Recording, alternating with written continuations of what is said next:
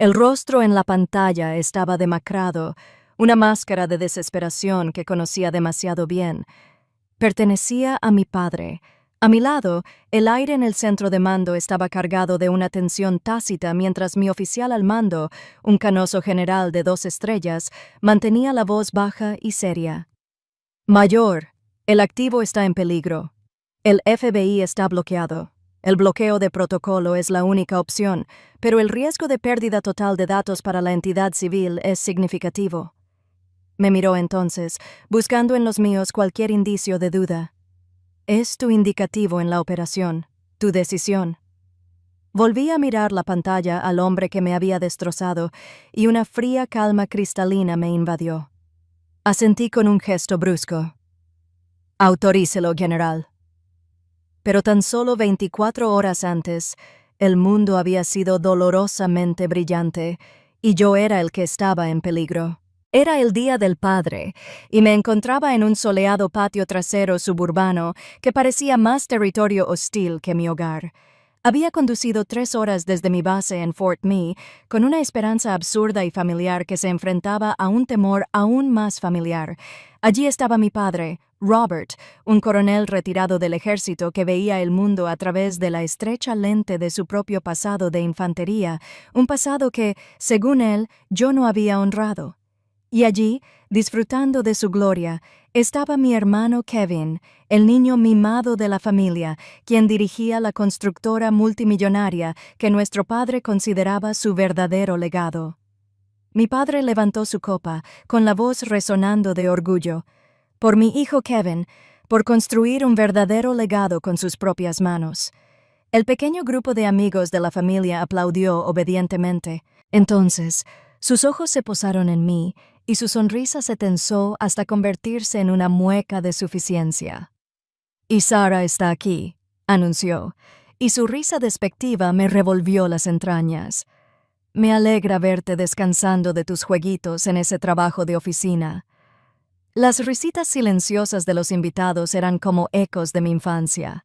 El mismo sonido que seguía cada vez que mis premios académicos eran reemplazados por los trofeos deportivos de Kevin. Era el frío y familiar sonido de mi propio libro de cuentas, otra deuda de dignidad registrada en silencio. Unos minutos después, me acorraló junto a la parrilla, su sombra cayendo sobre mí como un juicio. Su voz era baja, solo para mí, y más aguda que cualquier orden de desfile. Verte con ese uniforme jugando a ser soldado es solo un recordatorio de lo que no eres. Miró la casa que su hijo había renovado, no a la hija que tenía delante. Este es un día para los padres y sus legados. No creo que seas bienvenido aquí hoy. Es lo mejor. No gritó. No tenía por qué hacerlo. La despedida silenciosa fue peor. Solo asentí, me subí a mi auto y volví a la base. No tenía ni idea de que, al prohibirme la entrada al Día del Padre, acababa de poner el destino de todo su legado en manos de la única persona a la que consideraba un completo fracaso. Para entender la llamada que tuve que hacer al día siguiente, hay que comprender los 2 mundos en los que vivía. Mi familia se regía por 2 reglas muy diferentes, una para mi hermano y otra para mí. Esto nunca quedó tan claro como la Navidad pasada. Recuerdo el aroma a pino y canela que impregnaba el aire cuando Kevin le regaló a nuestro padre una gran fotografía enmarcada de un nuevo edificio de oficinas que su empresa acababa de terminar. Mi padre, un hombre al que había visto llorar quizá 2 veces en mi vida, tenía lágrimas en los ojos, sostenía el marco como si fuera una reliquia sagrada, con la voz cargada de emoción al llamarlo un monumento al apellido Jensen. El orgullo en esa habitación era algo físico, tan pesado que me sentía asfixiado bajo su peso. Fue un momento perfecto y refinado, el de un padre viendo su legado confirmado en su hijo. Más tarde esa noche, cuando la emoción se había calmado, intenté compartir mi propia noticia. Encontré a mi padre junto a la chimenea bebiendo un bourbon. Le dije que me habían concedido la medalla al Servicio Metorio de Defensa. Le expliqué sencillamente que mi equipo y yo habíamos detenido un ciberataque importante a la red eléctrica nacional, previniendo lo que podría haber sido una catástrofe. Me dio una palmadita en la mano, con la mirada fija en la foto del edificio de Kevin sobre la repisa de la chimenea. «Qué bien, cariño», dijo con un tono despectivo. «¿Eso incluye un aumento?» Fue entonces cuando usó el apodo por primera vez, una broma que le pareció ingeniosa. Me llamó un fracaso total porque, a su juicio, no había alcanzado una verdadera carrera militar como la que él tuvo en la infantería. No llevaba fusil, tenía autorización de seguridad, por lo tanto, fui una decepción. Fue mi madre, Eleanor, una mujer que trataba la pieza familiar como una frágil antigüedad que debía conservarse a toda costa, quien me encontró más tarde. Me llevó a la cocina. Su expresión era una mezcla familiar de compasión y disculpa. «Ya sabes cómo es tu padre», susurró como si eso lo explicara todo. «Su orgullo está ligado a la empresa. El trabajo de Kevin es mucho más tangible. Es algo que él puede ver. Necesita ánimos». Asentí. Lo que quería decir era que el legado de Kevin era el que importaba, y mi papel era no interponerme en su camino. El libro de cuentas interno volvió a funcionar. Sus palabras solo eran una entrada más junto a 1000 momentos más en los que me decían que me hiciera más pequeño, que guardara silencio, que comprendiera. Ese era un mundo, el otro era mi realidad. En mi otro mundo no era un desastre, era oráculo. Ese era el único nombre que mi equipo usaba para mí dentro del bote. La sensible instalación de información compartimentada de Fort Mee. Es un mundo sin ventanas, bañado por el estéril resplandor azul de los monitores, donde el único sonido es el silencioso zumbido de los servidores y el frenético pero controlado clic de los teclados. Allí no me sentí pequeño. Me encontraba ante una enorme pantalla que mostraba una red de tráfico de red global, un campo de batalla digital donde yo era el comandante. Tenemos una amenaza polimórfica que está eludiendo su firewall, diría yo. Mi voz es tranquila y rotunda. Necesito un análisis completo de señales en el servidor de origen. Ejecuten el protocolo Killchain a mi orden. Mi equipo, un grupo de los especialistas en ciberguerra más perspicaces del país, actuará sin dudarlo. Confiaron en mi análisis y en mi instinto. En esa sala, mi juicio no fue cuestionado. Se confiaba en él. Mi comandante, el general Madson, un hombre que veía a los soldados no por su rama, sino por su efectividad, una vez vio a mi equipo neutralizar a un agente estatal hostil que intentaba infiltrarse en la red del Pentágono. No dijo mucho después, solo me dedicó un breve asentimiento. «Buen trabajo, oráculo», dijo. De él. Ese fue el mayor elogio imaginable. Era un respeto que nunca tuve que pedir. Simplemente me lo gané. En ese mundo, no era una nota al pie en la historia de nadie. Yo era quien protegía todo el maldito libro. Durante años, había intentado hablar su lenguaje de emoción y tradición, pero su lenguaje solo tenía una moneda, un poder visible e innegable. Después del Día del Padre, dejé de intentar traducirles mi vida. El mundo estaba a punto de ofrecerles una traducción que no podrían ignorar. A la mañana siguiente, volví a mi mundo, un mundo de señales cifradas y campos de batalla digitales silenciosos. El caos emocional de mi familia parecía estar a 1000 millas de distancia, y acogí con agrado la concentración estéril de mi trabajo.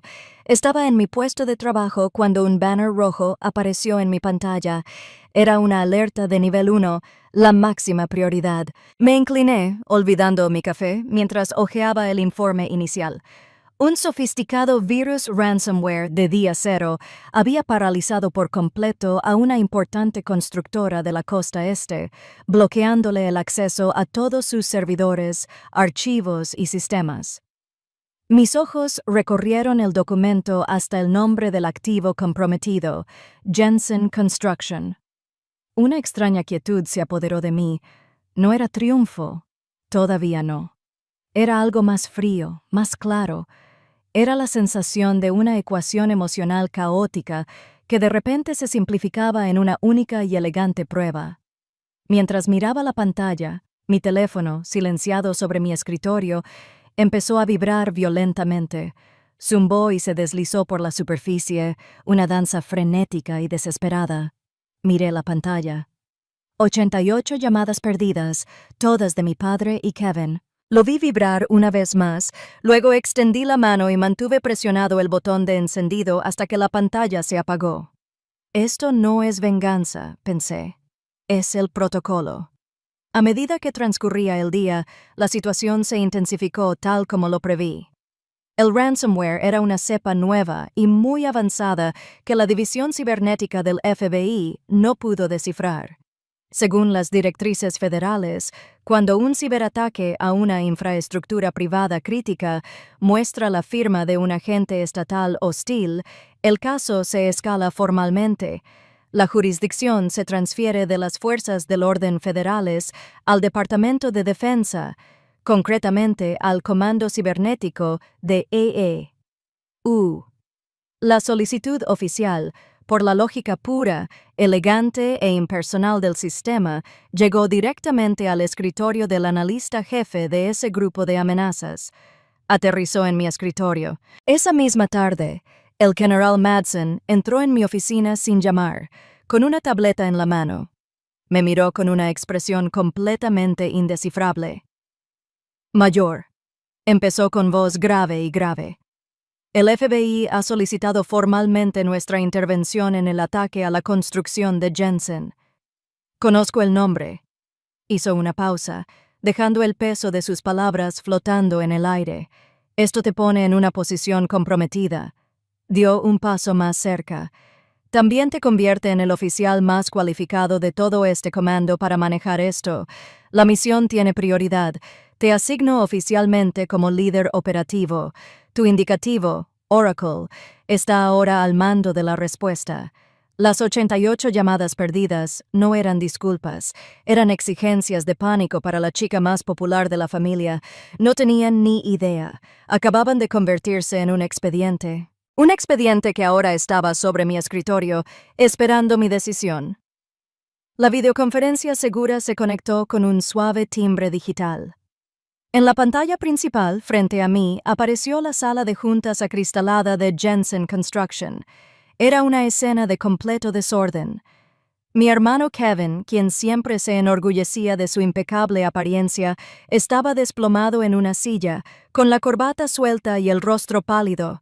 Y mi padre, Robert, parecía más pequeño de lo que jamás lo había visto, un fantasma rondando el trono de su propio reino derrumbado.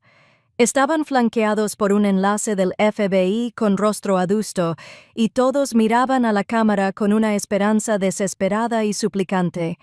Pensaban que estaban a punto de ser rescatados. No tenían ni idea de que estaban a punto de ser juzgados. Me quedé fuera del campo de visión de mi cámara, observando desde las sombras del esquife cómo el general Madsen tomaba asiento. El sello oficial del Comando Cibernético de EE estaba perfectamente colocado detrás de él, símbolo de autoridad absoluta. El agente del FBI se aclaró la garganta. Su voz se oyó débilmente a través de nuestros altavoces. «Señor Jensen», comenzó mientras le explicábamos, «la complejidad de este ataque supera nuestros recursos nacionales. Hemos transferido formalmente la autoridad sobre este incidente al Departamento de Defensa». El agente señaló la pantalla. «Ahora está bajo su jurisdicción». Mi padre se enderezó, recuperando un destello de su antigua pomposidad.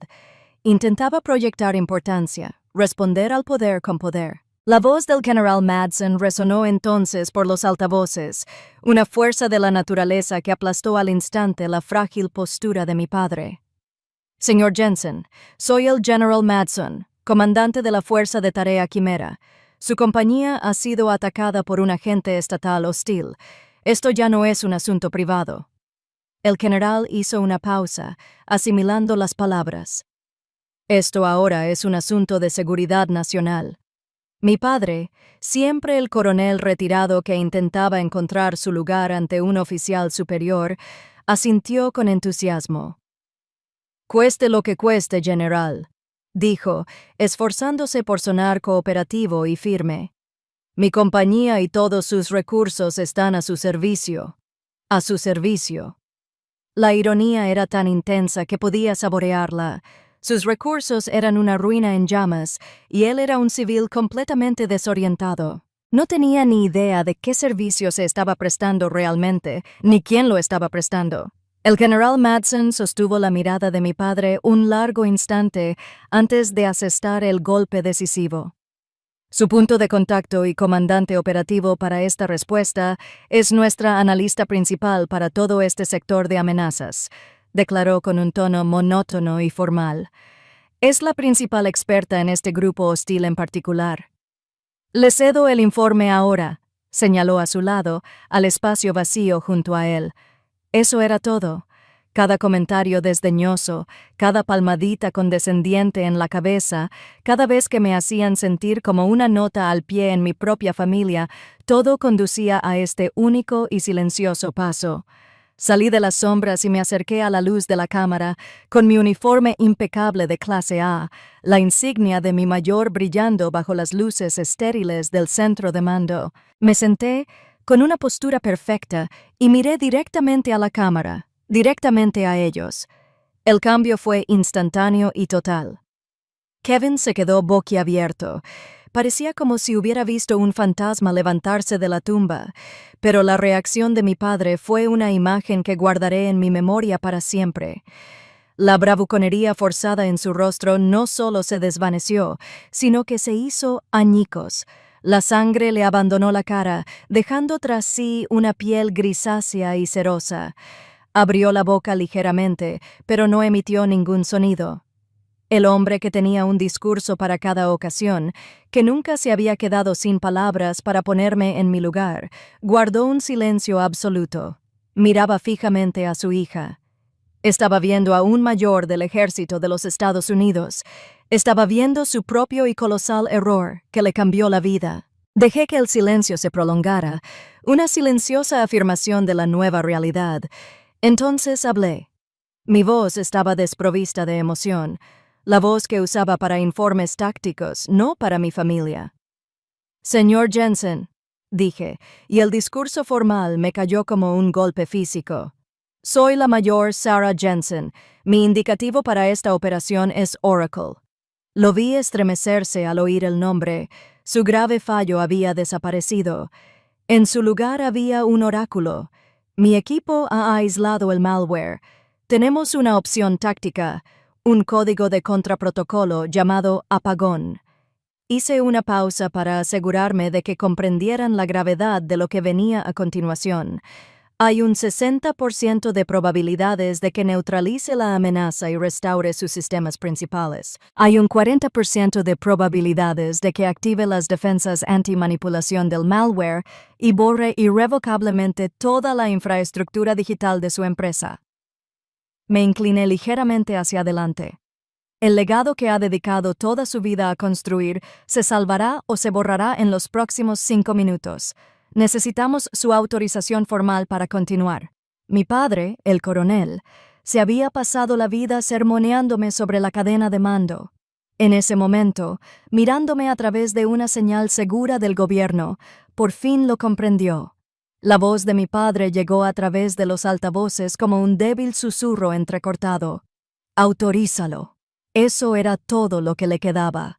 Toda la fanfarronería, todos los sermones, todos los años de imponente autoridad, reducidos a 2 palabras de rendición total y completa. No miré su rostro en la pantalla. No hacía falta. Ya lo había visto todo. Giré ligeramente la cabeza hacia mi equipo, que estaba preparado y listo, esperando la última palabra. Mi palabra. Les di una breve inclinación de cabeza. Ejecutar protocolo de apagón, dije con voz firme y clara. Entonces me puse de pie. No esperé a ver si el protocolo funcionaba, si los cursores parpadeantes en la pantalla indicarían salvación o ruina. Ese era un resultado técnico. Mi guerra ya había terminado. Le di la espalda al monitor del fantasma en la sala de juntas y salí del bote. La pesada puerta insonorizada se cerró con un clic tras mí. Mi deber profesional estaba cumplido. La conexión personal, o lo que quedaba de ella, se había roto por protocolo. 6 meses después me encontraba en un escenario impecable en Fort Mee, con el auditorio lleno de oficiales en sus uniformes de gala. El aire estaba impregnado del aroma a cera para pisos y la serena dignidad de la tradición militar. Sentí un suave peso sobre mis hombros mientras el General Madsen colocaba con cuidado las hojas de roble plateadas de un teniente coronel en mi uniforme. Se acercó, su voz era un susurro bajo, solo para mí, el aroma de su cuello almidonado, penetrante y limpio. «Coronel Jensen», dijo, con el nuevo título sintiéndose extraño y a la vez perfecto. Su gestión profesional e imparcial del incidente de la construcción de Jensen ya se está utilizando como caso de estudio en la Academia de Guerra. Definiste lo que significa priorizar la misión. Dio un paso atrás y me miró a los ojos, con una sonrisa genuina y poco común en sus labios. «Felicidades, oráculo». Después de la ceremonia, no hubo ninguna reunión familiar incómoda. No hubo silencios extraños ni conversaciones forzadas. En cambio, me sentí rodeado. Mi equipo, mi verdadera familia, me acogió en un grupo ruidoso y alegre. Me dieron palmaditas en la espalda y sus risas resonaron en el pasillo. No vieron una decepción ni un fallo. Vieron a su comandante, vieron a su colega, vieron a Oráculo. Esta no era una celebración de mi nombre, sino de mi trabajo. Esta era una familia forjada no por la sangre ni la obligación, sino por el respeto mutuo y la competencia compartida ante una inmensa presión. Me di cuenta de que esto era lo que se sentía al ser realmente bienvenido. Este era mi lugar. Unas semanas después, estaba en mi nueva oficina, más grande, con una ventana que daba a la extensa y compleja cuadrícula de Fort Mee. Era mi dominio. Estaba revisando los informes posteriores a la intervención cuando apareció una notificación por correo electrónico en mi pantalla. El remitente era simplemente Robert Jensen. El asunto me causó una punzada de ironía casi dolorosa. Día del Padre. Durante un largo rato, me quedé mirándolo. Una reliquia de otra vida. Mi dedo se cernía sobre la tecla de borrar, pero la curiosidad, o quizás la necesidad de un cierre definitivo, me hizo abrirlo. El mensaje era corto. Solo 2 frases. Es la semana que viene. Me honraría que fueras bienvenido. Leí las palabras una y otra vez. Honrado. Bienvenido. Las 2 cosas que anhelaba de él durante toda mi juventud, ahora ofrecidas en una silenciosa súplica digital. No me quedaba rabia, ni siquiera triunfo. Solo había una inmensa calma, como la quietud que sigue a la tormenta. Lo vi no como un monstruo, sino como un hombre pequeño y triste que por fin había aprendido un idioma que ya no podía hablar conmigo. Moví el ratón, resalté el mensaje, y con un solo clic lo moví a la carpeta de archivo. No se borró. Simplemente era parte de una historia que ya no necesitaba revisitar. Giré la silla y miré por la ventana el mundo que había construido para mí. Mi paz ya no era una negociación, era un hecho. Mi padre finalmente aprendió a recibirme. Pero para entonces ya había construido un mundo donde no necesitaba su invitación. Un legado no es algo que se da. Es la autoridad que se gana cuando nadie te ve. Si alguna vez has tenido que construir tu propia mesa porque no te recibieron en casa de alguien, comparte tu historia abajo. En esta comunidad, su experiencia siempre es bienvenida.